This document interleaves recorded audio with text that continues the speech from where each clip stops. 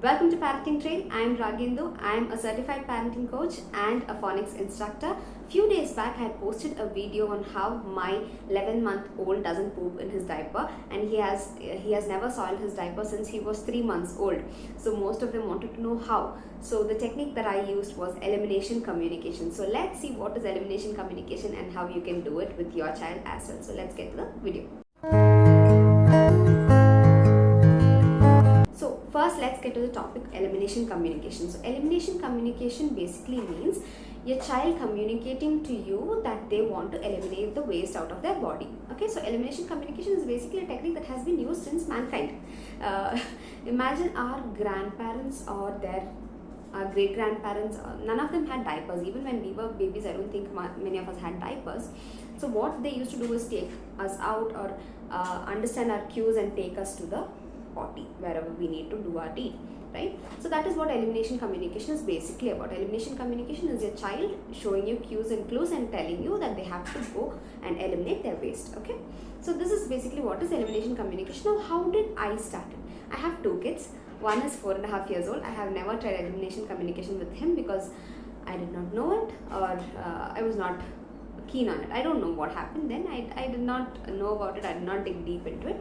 But when my second one was born, by that time I got to know what is elimination communication. I started reading on that topic. I started seeing videos. I started to understand all those things, and then I understood that okay, I can try elimination communication with him. Now, why? You can start elimination communication from birth. Actually, as soon as the child is born, you can start with elimination communication. But I waited for the 3 months. It's because just I want to cut some slack for me. I want to take some time out, to rest and give that time for my body to recover, and then start off with this process. So once he hit 3 months, he stopped pooping during the nights. So then it was much more easier for me. Okay, so that is how we started. Now, how did I start? Basically, is first thing that you need to do is observe your child.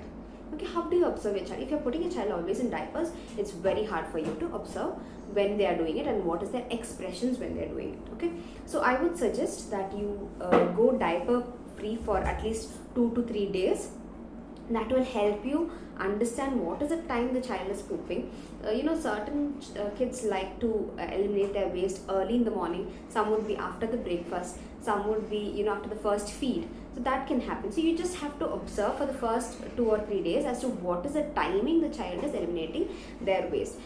We all humans have a routine. Okay, most of us have a routine. I wouldn't say all, but most of us have a routine of when we would go to potty, right? So the same way it happens with kids as well. So they have a timing that we usually don't see. So that is the main issue. We don't usually see or understand what is their time.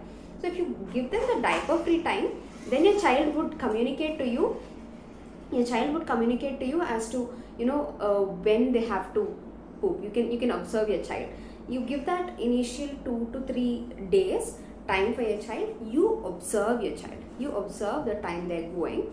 They're eliminating their waste. So you make a note of the time they're going. Okay. Now, you need not be successful in catching all the pees, but at least you can be successful in catching all the poops for the initial few days at least. So you would know what time your child is eliminating that waste. You can take your child to the potty. The next thing that you can actually do for elimination communication is start teaching cues to your child. First thing, like I said, each of us, even kids, actually don't like soiling their diapers. That is not a good feeling, right? So actually they would be giving you cues which you are not seeing. Few kids make sound, few make that red grumpy face, few make funny faces when they have to potty. This face that they're making is not actually when they're going, it's before. If you see, it's before they go for potty. So you have to observe that cues, and once you observe that cues, you can start taking. Now, if a child is starting to communicate, you can start teaching signs, as in you can say this for poop or this for poop. Anything that you feel is convenient for the child to convey to you, then you can do. So what I did for my child is, I'm so sorry for the noise behind. It's my elder one playing around. I'm so sorry. So what sign that I teach my younger one is that we would make sounds. Okay, so this started since, like I said, when he was 3 months. I would say, do you want to go? Do you want to go? Okay, I started doing that. Next, what happened is I could see that he would look at me. If I am not there, he would cry for me and he would make sound. That means he want to eliminate his waste. So like I said, the first thing that you need to do is watch for the cues, and the second one is teach them signs. Okay, teaching them signs comes a little late, but you can actually start teaching signs to them.